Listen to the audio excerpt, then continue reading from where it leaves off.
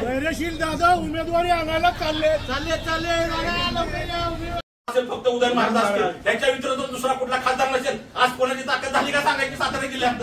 का नाही सांगत तुम्हाला फक्त माता महाराज पाहिजे का? ऐका, उद्यापर्यंत झाल्या नाहीत, उमेदवारी जर जाहीर झाली नाही तर भाजपचे महाराजांना मानणारे सगळे जिल्ह्यातले पदाधिकारी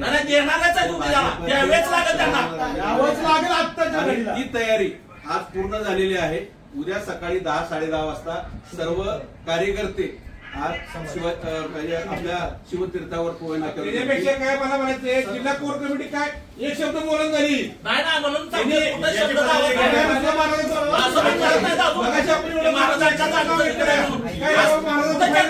कुठली कोर कमिटी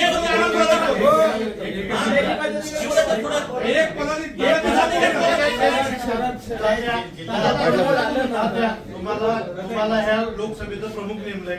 आमची तुम्हाला विनंती आहे, आम्ही सगळेजण शांत बसतो, तुम्ही जिल्हा प्रमुखांना 2 शब्द बोलायला.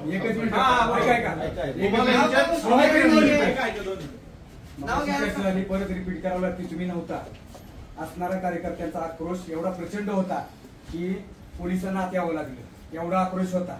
परंतु जेवढे छत्रपतींचे प्रेम करणारे लोक आहेत तेवढी कायदा सुव्यवस्था आणि पक्षाचाही तितका मोलाचा सांभाळणारी माणसं आहेत सगळे कार्यकर्ते, म्हणून तो आक्रोश थांबवला गेलाय. त्याचा अर्थ जिल्हाध्यक्षांनी समजायचं नाही की महाराजांना किंवा महाराजांच्या कार्यकर्त्यांना काही समजत. कोर कमिटीचा विषय मागाशी निघाला, त्यांनी सांगितलं संतोष कशेवटी येतं की कोर कमिटीची तातडीची बैठक रात्री बोलवली. ठीक आहे, भाजपला चिठी मागितली, परंतु आता जसं शरदरावांनी सांगितलं तसं आज अखेर एकाही नेत्यानं किंवा भाजपचा पदाधिकारी प्रमुख पदाधिकारी कुटुंब प्रमुख म्हणून जिल्हाध्यक्षांनी आज चित्राताई वाघ सारखी महिला साताऱ्यात येऊन महाराजच त्या सातारा लोकसभेचा खासदार असतील बोलतात. आज सुरभीताई भोसले एक महिला असून युवती असून त्यांची मागणी होती महाराजच होत आहेत आणि यांनी काय बांगड्या भरल्यात का? एकालाही महाराजांचं नाव घ्यायला वाटते. छत्रपतींचा सातारा म्हणायचं, राजधानी म्हणायचं, महाराष्ट्रभर फिरताना स्वाभिमान सांगायचा, राजधानीचा सांगायचा आणि महाराजांचं नाव घेण्याची यांना जर लाज वाटत असेल तर यांनी पदावर खाली पाय उतरावं. हे काय म्हणतात,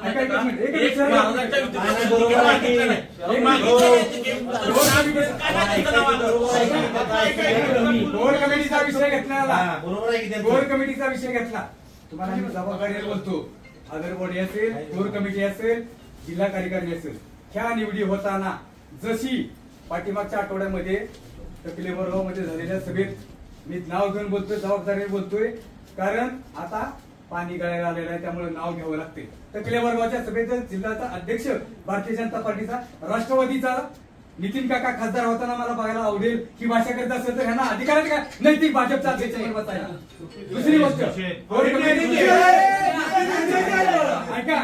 कोर कमिटीची निवड करत असताना उदयनराजेच्या सोडून द्या, उदयनराजेचा फक्त म्हणत नाही, जिल्ह्यामध्ये सातारा लोकसभा मतदारसंघात 6 विधानसभा मतदारसंघ आहेत. जबाबदारीने बोलतो, कराड विधानसभा मतदारसंघामध्ये कराड उत्तरमध्ये 2 सेक्रेटरी, कराड दक्षिण मध्ये 1 सेक्रेटरी, फलटण मध्ये 1 सेक्रेटरी आणि सातारा मध्ये 1 सेक्रेटरी. हे 5ही सेक्रेटरी कुणाचे समर्थक आहेत?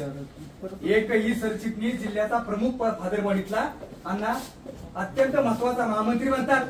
6ची 6 सरचिटणीस हे स्वतःच्या मर्जीतले केले आणि आता कोर कमिटीचे टेक्निकल मुद्दे आपण सांगतात आणि प्रत्येक मुद्दा महाराजांच्या बाबतीत जो निगेटिव्ह मुद्दा आहे तो पोचवण्याचं काम केलं आणि खऱ्या अर्थानं स्वतःचे बगलबच्चे आजूबाजूला बसवून या ठिकाणी महाराजांना पहिल्यापासून वितरित करून त्या ठिकाणी तिकीट न मिळवण्यासाठी या पक्षातील कार्यकारी जिल्हा कार्यकारिणीतूनच प्रयत्न झालेला आहे. हे ठाम या ठिकाणी महाराजांचा एक सच्चा मावळा म्हणून या ठिकाणी माझा आरोप आहे. हा खोडून दाखवा, जिल्हाध्यक्ष असतील किंवा कोर कमिटी कोण असेल त्यानं हा खोडून दाखवायचा आहे. विठ्ठलराव शेटकर असतील, तुमचे सुनील बापू असतील, सागर शिवदास असतील, आज ह्यातला कोणता समर्थक आज मला सांगा. वाईमध्ये वाई विधानसभा मतदार मदनदादा भोसले असतील, सुखबीरराव भोसले असतील. वाई विधानसभा 3 तालुके आहेत. त्यांना महाबळेश्वर असेल, वय असेल, खंडाळा असेल, 3 तालुक्यात एक सरचिटणीस नाही मिळाला. कोरेगावमध्ये महेश शिंदे टेक्निकल ते शिवसेनेचे असतील तर ते भाजपचे समर्थक आहेत, त्यांच्यात तुम्हाला सरचिटणीस नाही मिळाला. सातारामध्ये सांगावं शिवेंद्र बाबांच्या विचाराचा सरचिटणीस मिळाला नाही तुम्हाला. कारण उत्तरमध्ये मनोजदासांच्या विचाराचा सरचिटणीस मिळाला तुम्हाला. मग एवढं उघड्या डोळ्याने बघताना आम्ही मूर्ख होतो का? सगळं कळत होतो, परंतु पक्षाची बांधिलकी, उदयन महाराजांचं प्रेम, या सगळ्या गोष्टींचा विचार करून आम्ही गप्प होतो. पण ज्या दिवशी टकले वर्गाच्या सभेमध्ये तुम्ही सरळ सरळ उभे राष्ट्रवादीच्या उमेदवाराचा आज 15% ज्याच्या मागे जन्मत आहे तो उमेदवार आणि 80% पाळमुळं गोरवलेली कष्ट केलेला सर्वसामान्य कार्यकर्त्यांनी पहाडी गोष्टी पिंजून उभा केलेला भाजपचा हा मतदारसंघ तुम्ही सोडायला निघाला. तुम्ही कोणाची फजिती करताय? शहर मोठा पाहिजे, 80%चा तुमचा बालेकिल्ला असताना तुम्ही दुसरा पक्ष धाडसच करतो कुणा जीवा. याचं कारण आहे या सातारा जिल्ह्यातल्या भाजप कार्यकारिणीमध्ये फादरवाडीमध्ये असलेली फितुरी आहे. त्यामुळे तात्या या फितुराला ओळखून पक्षश्रेष्ठींच्याकडे निगेटिव्ह रिपोर्ट पाठवणारे तुम्ही फितूर ओळखले पाहिजेत आणि त्याच्यावर निर्णय घेतला पाहिजे. देशाचे छत्रपती ह्या देशामध्ये कमीत कमी 7 राज्यांवरती मराठी मतांचा प्रभाव आहे. तो विचार करून पहिल्या यादीतच उमेदवारी द्यायला पाहिजे. जर महाराष्ट्राचा सन्मान तुम्हाला राखायचा होता, छत्रपतींचा सन्मान राखायचा होता, तर पहिल्या यादीतच उमेदवारी डिक्लेअर करायला पाहिजे. आपण उमेदवारी मागण्यास काही गरज नाही. माझं म्हणणं आहे उद्या महायुतीनं उदयनराजेंना चॉईस दिली पाहिजे. तुम्हाला कुठून उभं राहायचंय? माझं मत आहे असं की उदयनराजेंनी स्वतःची उमेदवारी उद्या घोषित करावी आणि कोणाला चॉईसला वाव दिला नाही पाहिजे. ह्या पद्धतीने जर वागलं तरच भविष्यात राजकारण होईल आणि तर राजकारण होणार नाही. प्रत्येकाला संधी दिली तर तिथं धोका होईल. हे न करता उदयनराजेंनी स्वतः महाराजांनी उद्या उमेदवारी डिक्लेअर करावी. जनता तुमच्या पाठीमागे आहे आणि सदैव आहे. कोणाची वाट बघण्यात काही अर्थ नाही. जर पहिल्या आधी तुमचं नाव येत नसेल तर ती महाराष्ट्राची शर्मेची बाब आहे. उदयनराजे असतील अगदी शिवेंद्रराजे असतील, दोघांनी फसवण्याची भूमिका झालेली आहे.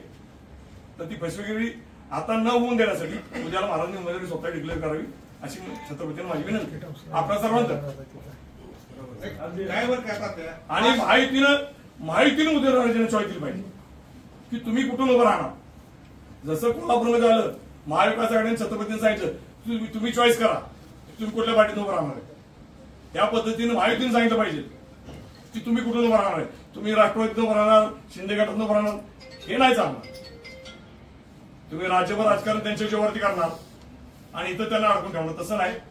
तर उदयनराजेंनी स्वतःची उमेदवारी डिक्लेअर करावी एवढंच मी म्हणतो. भाषणात शिवाजी महाराज सभा झाल्या बीजेपीकडनं, त्या बीजेपी मध्ये महाराजांचं स्पष्ट नाव का घेत नाहीये किंवा छत्रपती म्हणून आमचे खासदार छत्रपती उदयनराजे हेच असणार बीजेपीकडनं, हे का सांगत नाहीये. आज सगळ्या युवकांची आणि सगळ्यांची मागणी अशी आहे की त्या महाराजांनाच तिकीट मिळायला पाहिजे. आणि ही गोष्ट खरी आहे की पहिल्या जसं अण्णांनी सांगितलं, भाऊने सांगितलं त्याप्रमाणे यादीत नाव हे पहिल्याच यादीत महाराजांचं नाव यायला पाहिजे होतं. आणि आमची सर्व युवक आणि सगळ्यांची मागणी अशी आहे की महाराजांनाच तिकीट मिळावं आणि महाराजांनीच खासदार व्हावं अशी आमची पहिल्यापासूनची मागणी आहे आणि आता सुद्धा तीच मागणी आहे.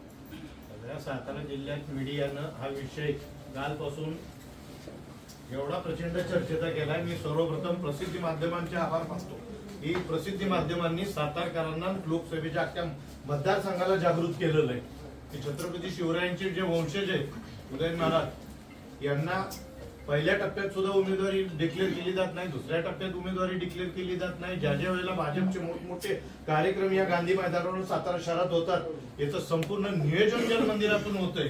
उगीच उदयन महाराजांच्याकडे यायचं आणि यावेळेस मान पण छत्रपतींना आणि मतदान पण छत्रपतींना करायचं. आणि असं होत असताना छत्रपती शिवाजी महाराजांचं नाव स्टेजवर घ्यायचं, पंकजरावांनी सांगितल्याप्रमाणे वंदन त्यांना करायचं आणि छत्रपती शिवाजी महाराजांच्या वंशजांना काटकरांनी सांगितलं त्याप्रमाणे तिसऱ्या रांगेत उभे करायचं. हे अपमान आम्ही कधीही सहन करणार नाही. उदयनराजे भोसले यांच्या मनगटात एवढी धमक आहे की ते निवडून येऊन सुद्धा त्यांनी राजीनामा दिला होता आणि मागच्या वेळेला आणि परत एक जण बोलत असताना परत निवडणुकीला सामोरे गेलेले ज्याला होते. बोलायचे त्यांना पूर्ण बोला. आमची आणि भाजपाच्या सर्व कार्यकर्त्यांना पदाधिकाऱ्यांना जिल्ह्यातल्या महाराष्ट्रातल्या आणि देशातल्या एवढी नम्र विनंती आहे की उदयन महाराज आहेत म्हणून आज वलय चांगल्यापैकी तयार झालेलं आहे. एक उदयन महाराज बाजूला झाले तर त्यांचे हे सगळे मावळे बाजूला होणार आहेत. पक्ष वाढलाय तो उदयन महाराजांमुळे वाढलाय. त्यामुळं या वेळेला आता काटकरांनी आणि शरद काटकरांनी पंकज वगैरे या सगळ्या पदाधिकाऱ्यांनी सांगितल्याप्रमाणे उद्या जर निर्णय झाला नाही तर उद्या उदयन महाराजांसहित सर्वांचा राजीनामा असेल, कारण हा अन्याय सहन केला जाणार नाही. आंबेडकर साहेब एकच म्हणते, एक मुद्दा मला आवर्जून सांगायचा. 6 विधानसभा मतदारसंघातल्या भाजपच्या असणाऱ्या कार्यकारिणीच्या नियमावलीप्रमाणे 6 विधानसभा प्रमुख आहेत. 6 विधानसभा प्रमुखांना वेगवेगळी शिष्टमंडळं आज जाऊन भेटली आहेत.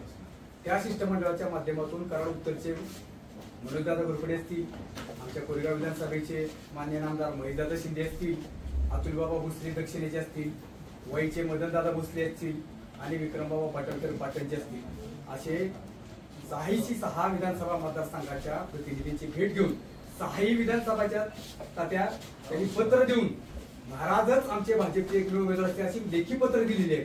असं असताना हा एक पडलेला प्रश्न आहे की मग भाजपच्या कार्यकारिणीकडून राज्याला किंवा केंद्राला निगेटिव्ह रिपोर्ट गेलाच कसा, त्या रिपोर्टची उहापोह झालाच पाहिजे. म्हणजे कथनी आणि गणित भेद करणारा फितूर कोण आहे हा शोधून काढलाच पाहिजे. आम्हाला बरं का आता आमचं एकच म्हणणं आहे. मी बोलू का आता एकच म्हणणं आहे. तुमचे कुटुंब प्रमुख कोण आहेत? उदयनराजे. नाही चुकीचं म्हणणं. कोर कमिटीचे कुटुंब प्रमुख कोण आहेत?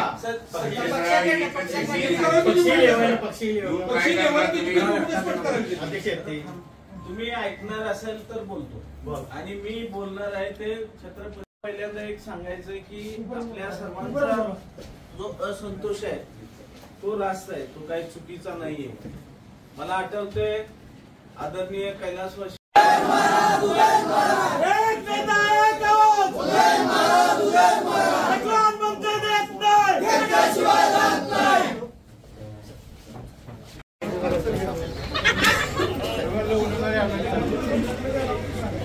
चला ओके.